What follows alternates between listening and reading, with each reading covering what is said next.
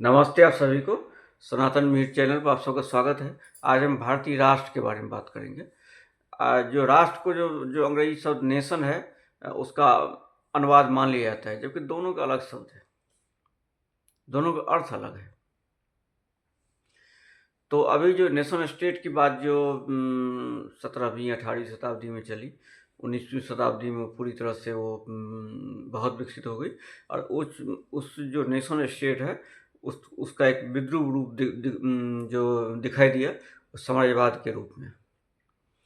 तो जो भारतीय राष्ट्र है, वो न तो यूरोप के देशों की तरह नेशन स्टेट है, ना ही इस्लामी देश की तरह है वो मजहबी स्टेट है। वो अलग है, जिसे आप सभ्यतागत राष्ट्र मानते हैं। भारतीय राष्ट्र राज्य एक सभ्यतागत राष्ट्र राज्य है। वो यूरोपीय देश की तरह नहीं है, वो अरब देश की तरह नहीं है। और बहुत सारे लोग जो अभी प्रचार कर जो अंग्रेजियत के रंग बिरंगे लोग हैं, वो बोलते हैं कि भारत के राष्ट्र आधुनिक राष्ट्र की जो उत्पत्ति है, वो तो अंग्रेजों के आने के बाद हुआ है। ये बात सरासर ही गलत है। विष्णु पुराण में स्पष्ट लिखा है, उत्तरे जत समुद्रस्य हिमाद्यश्चैव दक्षिणम वर्ष तद भारतं नाम भारतीय तत्संति। हिमालय के दक्षिण में, समुद्र के उत्तर में जो देश है वो भारत है, उसके संतान भारतीय कहलाते हैं। इससे अच्छा स्पष्ट उदाहरण नहीं मिलेगा कि भारत एक प्राचीन राष्ट्र है, और जब से सृष्टि बनी है तब से भारत राष्ट्र है। इसका नाम है, इसका उद्गम है, इसका नाम है, इसकी संस्कृति है। और ये एक तरह से पृथ्वी पर एक तरह से कह सकते हैं कि स्टेट है, सृष्टि के आदिकाल से बना है राष्ट्र है, जो अभी तक मरा नहीं है और आगे भी ये नहीं मरने वाला है। इसको सूर्यवंशी राजाओं ने, चंद्रवंशी सम्राटों ने इस राष्ट्र को, संस्कृत को पूरी धरती पर विस्तार किया। भरत मुनि ने अपने नाट्यशास्त्र में स्पष्ट कहा है कि सप्तद्वीपावसमति, संस्कृत भाषा प्रतिष्ठिता, सातों द्वीप, धरती के 7 द्वीप है, उस पर संस्कृत भाषा प्रतिष्ठित है। इससे ये प्रमाणित होता है कि सातों जो महादेश की चर्चा है वो प्राचीन धर्मशास्त्रों में है। तो भारत एक अति प्राचीन सभ्यतागत राष्ट्र है, और इस राष्ट्र को जो तोड़ने में, महाभारत में आप जब देखेंगे तो बहुत सारे जो राजा ययाति के जो 5 पुत्र थे, उन्हीं में से म्लेच्छों की उत्पत्ति हुई। जो उनको जो यदु और पुलु के अलावा जो 3 पुत्र थे, वो लोग जब भारत से बाहर चले गए तो उनके संतानें बाद में म्लेच्छ कहलाए। तो ये सब पूरी तरह से एक ही संस्कृति के लोग थे, और धीरे धीरे पूरे धरती पर इन्होंने प्रचार प्रसार किया। तो जो भारत की दैवीय संस्कृति थी, उसके विरुद्ध में एक आसुरी संस्कृति हुई, जिसे आप जो इसका वर्णन हमारे शास्त्रों में मिलता है कि कई युद्धों का वर्णन हुआ है, और उसका वर्णन कई शास्त्रों में मिलता है। महाभारत का युद्ध एक तरह से वैश्विक ही है, वैश्विक युद्ध ही था। तो उस तरह से ये इसकी मिलती है। भारत में अलग स्वतंत्र राज्य रहे हैं, अलग अलग महाजनपद भी रहे हैं, स्वतंत्र राज्य रहे हैं, लेकिन उससे जो भारतीय राष्ट्रवाद की अवधारणा है, जो आधुनिक युग में एक सभ्यतागत राष्ट्र की जो अवधारणा है, वो कभी नहीं मरी। सब भारत के भाया रहता है, भारत उचित है, जो प्रकाश में रहता है वही भारत है, और ये सब इसको मान के चलते कि भारत देश का है। इसीलिए आदि शंकराचार्य ने चारों दिशाओं में 4 मठ की स्थापना किए थे। 51 शक्तिपीठ हो या हमारे जितने भी ज्योतिर्लिंग है, ये सब हमारे भारतीय राष्ट्रवाद को परिभाषित करते हैं। आज जो हम समुद्र है, आज जो भारत महासागर है, जैसे इंडियन ओशियन है, भारत के नाम पर है। इससे ये प्रमाणित होता है, किसी भी राष्ट्र के नाम पर महासागर का नाम नहीं है, लेकिन भारत के नाम पर है।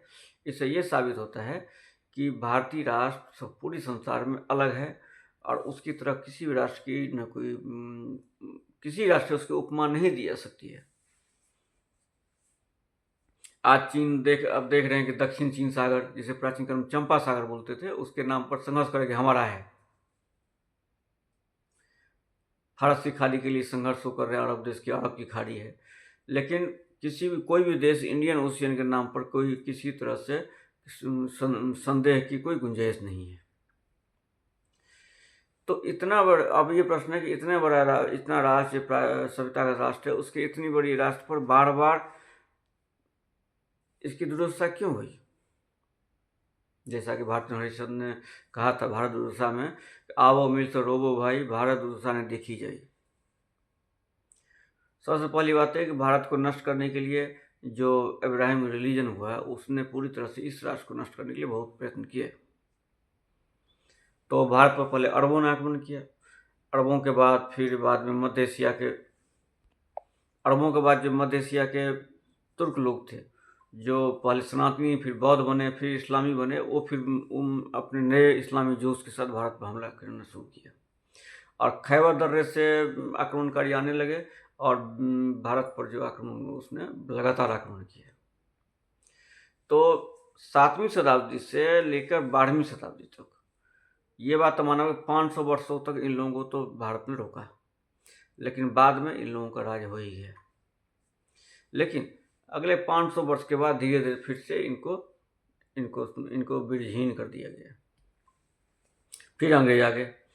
अंग्रेजों ने अटक से कटक तक फैले हिंदू समुदाय को देखा और उन्होंने समझ लिया कि हिंदू समुदाय की शक्ति उसके धर्म में है, विशेषकर स्त्रियों में। इसलिए उन्होंने जो शिक्षा जब मैकाले चलाई थी, उस शिक्षा के कारण तो भारत को तोड़ना, इसने बहुत हद तक भारत को तोड़ने का प्रयत्न किया। उसमें शिक्षा भी था। जो उनके जो पत्र है मैकाले की, उसमें स्पष्ट है कि अगले 10 वर्ष में कोई भी बंगाली हिंदू है मंदिर नहीं जा पाएगा।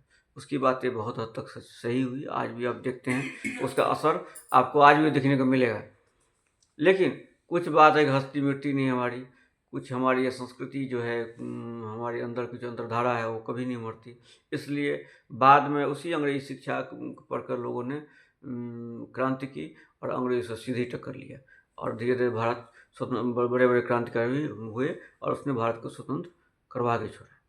लेकिन वो जो दुर्भाग्य था भारत के साथ, वो समाप्त नहीं हुआ और भारत का विभाजन हो गया, क्योंकि लगातार इस्लामी राज में भारत की बड़ी जनसंख्या को इस्लामी रंग में दीक्षित कर दिया। वो अलग से पाकिस्तान बने, कि पाकिस्तान बनने के बाद भी हिंदू मुस्लिम समस्या समाप्त नहीं हुई और आज ये समस्या और भी पहले की तरह विकराल रूप धारण कर लिया है।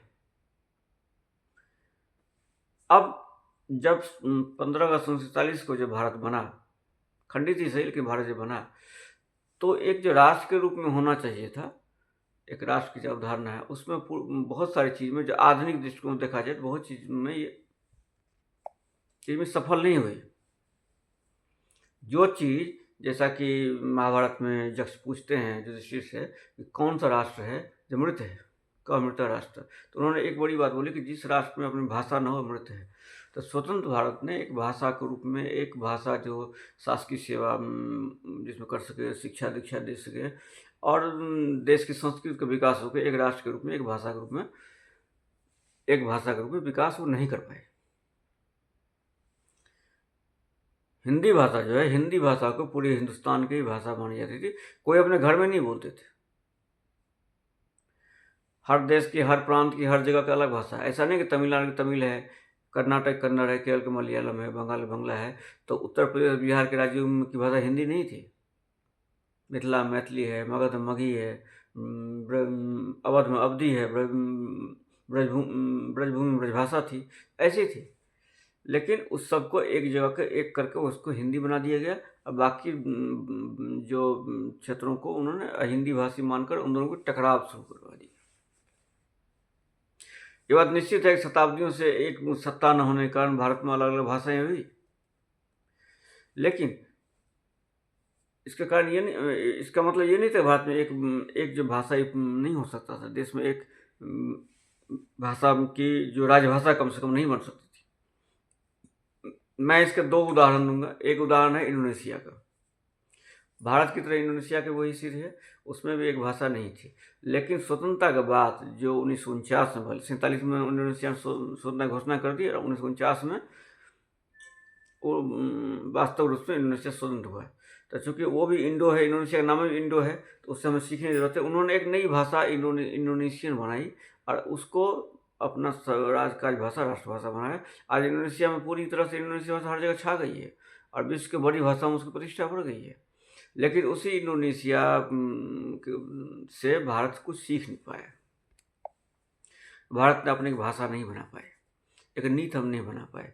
इजराइल के उदाहरण हमारे सामने है। विश्व भर के यहूदी आते थे, सबकी अपनी अपनी भाषा थी, लेकिन यहाँ का उसमें एक हिब्रू भाषा जो मर चुकी थी, मृत हो चुकी थी, उसको पुनर्जीवित कर लिए गए।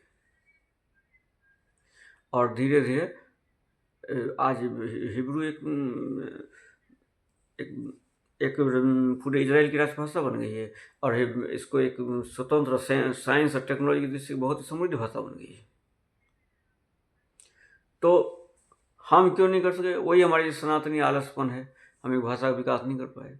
उसके बदले में यहाँ राजनीति इतनी कुत्सित है कि जो हिंदी भाषियों को हिंदी के विरुद्ध भड़काया गया, जबकि भारत के संसद में जो हिंदी भाषा के राजभाषा बनने के लिए विधेयक आया, श्रीनिवास अय्यर, उसमें तमिल थे।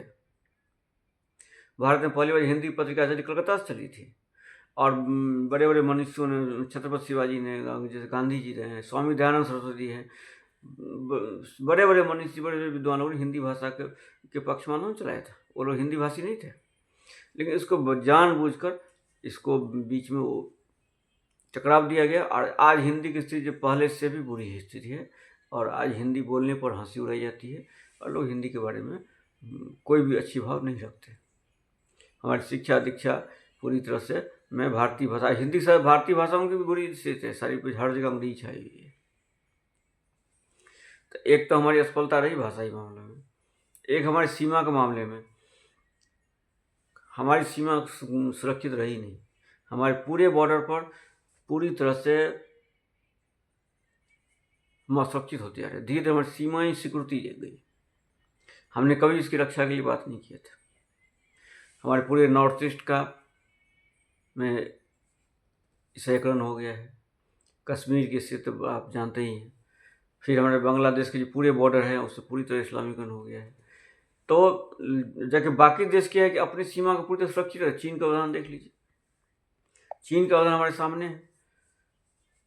वहाँ के जो दक्षिण में यूनान प्रांत है, उस तो 20वीं शताब्दी में चीनीकरण हुआ है उसका, मंचूरिया का चीनीकरण हुआ है, ये जो आंतरिक मंगोलिया उसका चीनीकरण हुआ है, तुर्कमेनिस्तान का चीनीकरण हुआ है, और पूरी तरह चीन ने अपने सीमावर्ती इलाकों को पूरी तरह चीनीकरण किया है। हर देश कर रहे हैं, लेकिन हम नहीं कर पाए। हम धीरे धीरे अपनी सीमाओं में सिकुड़ते जा रहे हैं। ये हमारी दूसरी बड़ी असफलता थी। हमारी तीसरी असफलता ये रही कि विश्व भर में हमारी स्थिति बहुत ही निर्बल राष्ट्र की छवि बन गई। हम कभी विश्व मंच पर अपनी बात स्पष्ट रूप से नहीं कर पाते हैं, और हमारी बात को कहीं मजबूती से नहीं माना जाता है। किसी भी अंतर्राष्ट्रीय बड़ी संधि में हमारी बात को नहीं सुना जाते। वो अलग बात है, प्रोपगंडा बहुत है सरकार का, भाजपा का रहती है, मोदी सरकार का रही है। हाँ, पहले के मुकाबले में अभी इस मजबूत हुआ है कई मामले में, लेकिन जिस तरह से कुछ महत्वपूर्ण जो यूरोप के कुछ मामले हैं या कुछ और देशों में, वहाँ तक तो भारत सरकार बोलती है। लेकिन अभी पाकिस्तान में कुछ होता है, बांग्लादेश के विरुद्ध कुछ होता है, और खास के विश्व भर में भारतीयों पर, विशेषकर हिंदुओं पर कुछ होता है, इस सरकार एक सर्वनाक चुप्पी धारण कर लेती है। तो और बहुत लंबी लिस्ट है। हम अपनी संस्कृति के रूप में, हमारे जो सांस्कृतिक है, अपनी भाषा पर हमारी जो कोई पर हमारी कोई नीति नहीं है, हमारी जो प्राचीन विरासत पर समेटने की कोई नीति नहीं है, हम प्राचीन इतिहास के बारे में नहीं, हमारी शिक्षा नीति पर हम पूरी तरह फेल हो चुके हैं। तो ऐसे बहुत सारी चीज़ है जिस पर हम सफल नहीं हुए। आर्थिक रूप से अभी हम रफ्तार पकड़ लिए हैं, आर्थिक रूप से हम मजबूत हो रहे हैं, जैसे सैनिक में भी हम सशक्त हो रहे हैं, लेकिन मूल चीज़ कमी है जिसमें भारत अभी भी ढुलमुल रवैया अपनाता है, एक सशक्त राष्ट्र नहीं बन पा रहा है। उसमें बहुत सारे कारण हैं कि हम अपनी एक चीज़ पर, राष्ट्रवाद के माध्यम में क्या चीज़ होनी चाहिए, उस पर हम एकजुट नहीं रह पाते। हम जाति के आधार बटे हैं, हम मजहब के आधार बटे हुए हैं, हम भाषा का आधार बटे पड़े हैं, हमारे वैचारिक से पूरी मुंडे मंत्री भिन्ना, हम बहुत सारी भाषाओं में हम बटे रहते हैं। तो इस चक्कर में हमारे देश के एकता के बारे में की बात भाव आ ही नहीं पाता। जिस लोकतंत्र की बात हम करते हैं, लोकतंत्र कई मामले भारत को बहुत ही कमज़ोर कर दिया है। वोट बैंक की पॉलिटिक्स ने देश को बहुत ही कमज़ोर कर रख दिया है। हर एक समुदाय अपने वोट के लिए सरकार को ब्लैकमेल करता रहता है। तो जब तक हम इस तरह से पार नहीं पाएंगे तो सशक्त और मजबूत राष्ट्र की बात हम नहीं कर सकते। ये धरती पर भारत एकमात्र देश है जो धर्म का संवाहक राष्ट्र है, और जब तक भारत है इस धरती पर धर्म और संस्कृति जीवित है। इसलिए धर्म की रक्षा के लिए भारत का बने रहना बहुत ही आवश्यकता है। विश्व भर में शांति और व्यवस्था रखने के लिए भारत का रहना बहुत ही आवश्यक है, क्योंकि हम एक देश हैं जो बोलते हैं सर्वे भवन्तु सुखिनः सर्वे सन्तु निरामया सर्वे भद्राः पश्यन्तु मा कश्चित् दुःखभाग् भवेत्। हम वसुधैव कुटुम्बकम में विश्वास करते हैं, हम पूजा भी करते हैं, शांति की बात करते हैं, तो और किसी संस्कृति में संभव नहीं है। इसलिए इसको बने रहना है, इसलिए बने रहना है तब इसमें बहुत सारी चीज़ जिसमें हम निर्बल हैं या हम सफल नहीं हो पाए, उस पर हमें पूरी तरह से सफल बने रहना है। इसलिए हमारी शिक्षा में बहुत बड़ी परिवर्तन की आवश्यकता है। हालांकि इस पर सरकार ने कोई ठोस कदम अभी तक नहीं हुआ है। तो आप लोग इस पर हम और भी आगे इस पर बात करेंगे, वीडियो बनाएंगे। अब भारत देश के ऊपर एक बहुत बड़ा सा वीडियो हम बनाना चाहते हैं विस्तार से, लेकिन तब तक के लिए हम आप लोगों से विदा चाहते हैं, और आप लोगों से आग्रह है कि हमारे चैनल को सब्सक्राइब करें, लाइक करें, शेयर करें। नमस्ते।